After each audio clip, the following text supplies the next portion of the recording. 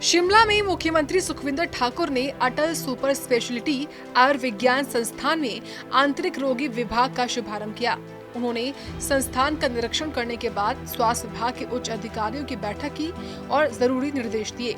मुख्यमंत्री ने कहा कि सुपर स्पेशलिटी संस्थान चमियाना में काफी समय से बन रहा था और इस सरकार में पूरा हुआ है। उन्होंने कहा कि केंद्र सरकार केवल एक बार पैसा देती है और अब अपने ही संसाधनों से इसे चलाना पड़ रहा है। यहाँ पर कंस्ट्रक्शन के लिए 23 करोड़ रुपए स्वीकृत किए गए हैं। इस अस्पताल में लेटेस्ट अत्याधुनिक तकनीक का इस्तेमाल हुआ है। देखिए, काफ़ी साल से ये सुपर स्पेशलिस्ट हॉस्पिटल चमियाना का बना हुआ था। हमारी सरकार ने इसको आके पूर्ण किया और भारत सरकार से जो पैसे आते हैं उसके बाद वो दोबारा पैसे देते नहीं हैं। हमें अपने रिसोर्सेज से इसको पूरा करना पड़ता है और साथ में जो कंस्ट्रक्शंस है उसको कंप्लीट करने के लिए भी हमने 23 करोड़ रुपया भी स्वीकृत किया है। हमारा मानना है कि हम यहाँ लेटेस्ट मेडिकल टेक्नोलॉजी की बात जो मैं करता आया हूँ उस सिलसिले में हम आगे बढ़े हैं।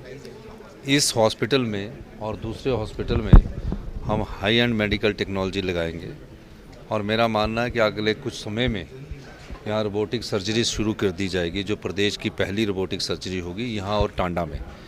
और जो एमआरआई है यहाँ, वहाँ लेटेस्ट एमआरआई हमने स्वीकृत की है और उसके अलावा एमआरआई की जो हमने 3 टेस्ला है वो टांडा में भी स्वीकृत की है, हमीरपुर में भी स्वीकृत की है और नेर चौक में भी स्वीकृत की है। नेर चौक मेडिकल कॉलेज बन गया, आज तक एमआरआई की मशीन्स नहीं है वहाँ, हमने उसको स्वीकृत किया है।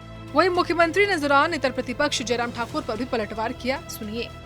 देखिए, भाजपा का काम है झूठे आंकड़े देकर विरोध करना।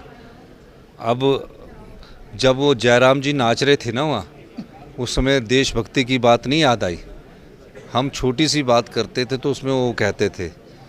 तो आज उनको ये पूछना चाहिए कि देश में जिस प्रकार से निशंस हत्या हमारे पर्यटकों की गई है, हमारे देश के नागरिकों की गई है, उस समय कोई ऐसा कार्यक्रम नहीं रखना चाहिए था। मैंने तो अपना कार्यक्रम हरोली जाना था, मैंने उसको भी स्थगित कर दिया क्योंकि इसमें देश में सबकी एक आम भावना है कि इनके साथ अन्याय हुआ है और हमें न्याय की लड़ाई में जो मोदी जी ने और देश के प्रधानमंत्री जी ने कहा, उस न्याय की लड़ाई में हमारे राहुल गांधी जी के निर्देश है कि हम उस सब लड़ाई में उसमें शामिल हो। बता दें, सुपर स्पेशलिटी अस्पताल चमियाना में 337 बेड हैं और अत्याधुनिक मशीनें लगाई गई हैं। वहीं इस अवसर पर स्वास्थ्य मंत्री कर्नल धनीराम शांडिल्य और ग्रामीण विकास मंत्री अनिरुद्ध सिंह भी मौजूद रहे। शिमला से ब्यूरो चीफ अरुण उनियाल की रिपोर्ट।